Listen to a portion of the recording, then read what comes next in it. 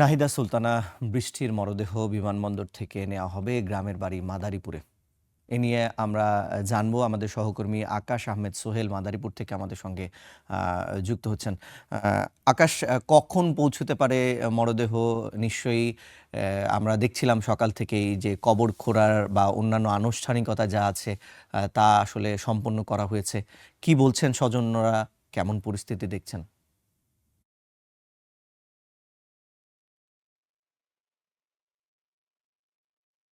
রিশাদ, আমি সকাল থেকে অবস্থান করছি এই নাহিদা সুলতানা বৃষ্টির বাড়িতে। যেমনটি দেখতে পেয়েছি, তারা কিন্তু কবর খোঁড়ার কাজ শুরু করেছিল সকাল থেকে। ইতিমধ্যে কিন্তু সেই বাড়িতে তার দাদা দাদির পাশে যে কবর খোঁড়ার কাজ সেটি কিন্তু সম্পন্ন করা হয়েছে। কবর খোঁড়ার কাজ শেষ হয়েছে। এমনকি যে তার যে আনুষ্ঠানিকতা শেষ বিদায়ের যে কার্যক্রম রয়েছে সেগুলোও কিন্তু তারা শেষ করেছেন। বাঁশ কাটা থেকে শুরু করে যে কাজগুলো রয়েছে সব কাজ কিন্তু ইতিমধ্যেই শেষ হয়েছে। তো এখানকার যে তার গ্রামবাসী রয়েছেন, তার আত্মীয় স্বজন রয়েছেন, আমরা কথা বলেছিলাম তাদের সাথে।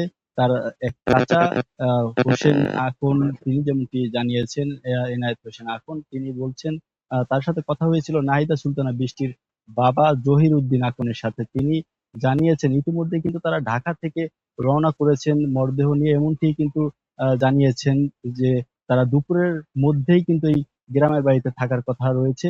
তারা কিন্তু আশায় রয়েছেন যে দুপুরের মধ্যেই লাশ এখানে পৌঁছাবে। এরপরে কিন্তু তারা এখানেই কিছুক্ষণ সময় অপেক্ষা করবেন। এরপরে আহ আসরের নামাজের পরে বিকেল বেলায় কিন্তু জানাজা শেষে এই কবরটিতে তাকে দাফন করা হবে, তাকে সমাহিত করা হবে। এছাড়াও যে তার বাবা, তার পরিবারের যে স্বপ্ন ছিল, তারা যেমনটি জানিয়েছেন, তার বাবা জানিয়েছেন তারা যে একটি বাড়ি করছেন এই গ্রামে। কিন্তু তাদের একটি বিল্ডিং রয়েছে, তারা একতলা ভবন ইতিমধ্যে সম্পূর্ণ করেছেন। তবে কিছুটা বাকি রয়েছে কাজ। এই কাজটি সম্পূর্ণ হওয়ার পরে কিন্তু নাহিদা সুলতানা বৃষ্টি এই গ্রামের বাড়িতে আসতেন। আসার পরে তাকে এখানেই বিবাহ বন্ধনে আবদ্ধ করে তারা কিন্তু আনুষ্ঠানিকভাবে তাকে বিদায় জানাতেন। কিন্তু সেই আশা কিন্তু ধূলিসাৎ হয়ে গেছে। সেই আশা কিন্তু ঘাতকের ছুরির আঘাতে সব শেষ হয়ে গেছে। এখন নাহিদা সুলতানা বৃষ্টি আর এখানে বিয়ের জন্য আসছেন না, তিনি আসছেন লাশ হয়ে। তাকে মাটি দেওয়া হবে এই বাড়িটির পাশেই।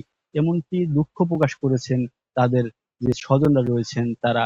তারা যেমনটি বলছেন যে নাহিদা সুলতানা বৃষ্টিকে যে মরণোত্তর ডিগ্রি দেওয়া হয়েছে, তিনি তাকে সেই ডিগ্রি পেলেও আসলে মৃত্যুর পরে সেই ডিগ্রি দিয়ে আসলে কতটা সন্তুষ্ট লাভ করতে পারে সেটি তাদের আসলে ভাষায় প্রকাশ করতে পারেন না। তারা আসলে মৃত্যুর পরে এটি দিয়ে কোনো কাজে লাগবে কিনা সেটাও কিন্তু তারা বলতে পারছেন না। তবে তারা যেমনটি দাবি করেছেন, এই নাহিদা সুলতানা বৃষ্টি হত্যা হওয়ার পরে তার কিন্তু ব্যাপক ক্ষতির সম্মুখীন হয়েছেন তার পরিবার।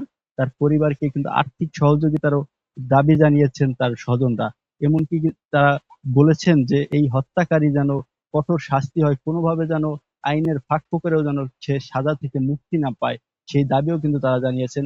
এটি সরকারের কাছে, বাংলাদেশ সরকার সহ যুক্তরাজ্যের রাষ্ট্রের যে সরকার রয়েছেন তার কাছে কিন্তু দাবি জানিয়েছেন তাকে কঠিন সাজা দেওয়ার জন্য। এমনটি কিন্তু বলেছেন তার ফুফু, চাচা, আত্মীয় স্বজন, দূর দূরান্ত আত্মীয় স্বজন যারা রয়েছেন তারা কিন্তু এই গ্রামের বাড়িতে আসছেন। তারা এসে ইতিমধ্যে অনেকেই কিন্তু পৌঁছেছেন। এই ছিল মাদারীপুর থেকে নাহিদা সুলতানা বৃষ্টির গ্রামের বাড়ির পরিস্থিতি সর্বশেষ। আকাশ, আপনাকে ধন্যবাদ। দর্শক, আমরা জানছিলাম আকাশের মাধ্যমে নাহিদা সুলতানা বৃষ্টির মরদেহ আর কিছুক্ষণের মধ্যে হয়তোবা মাদারীপুর পৌঁছবে। তারপরও আনুষ্ঠানিকতার পরে তাকে চিরনিদ্রায় শায়িত করা হবে কবরে।